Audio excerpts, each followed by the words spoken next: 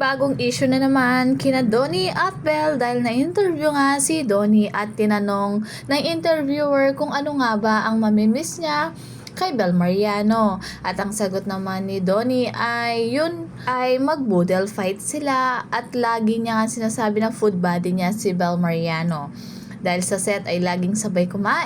Dahil hindi nga masyalan daw si Belle sa mga pagkain ay kahit ano ay kinakain niya. Binanggit lang siyang friends ay talagang love feels gentle because it's built on friendship, trust, and the decision to choose each other every single day. Iwan natin silang lahat, tayo munang dalawa, it's harder now. After announcement and confirmation, it's clear na they protecting and mas pinatag pa ang kanilang relasyon. Parang susulitin na nila i-pursue yung mga gusto nilang gawin, then years from now, tsaka sila magde-decide na mag-settle down. Yung nanay nga ni Donnie, friend tingin sa tatay niya, to think kasal na sila Tas pag sa Don Bell, iba ang meaning sa iba. Gosh, I'll understand if she said just friends lang sila. Kasi that would mean differently nga naman.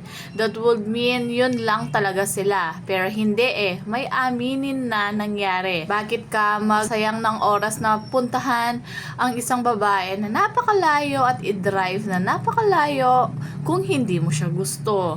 They have romantic feelings for each other na. They're not this platonic love team anymore na pinagpipilitan ng maampalaya sa relasyon nila. Soulmate nga ni.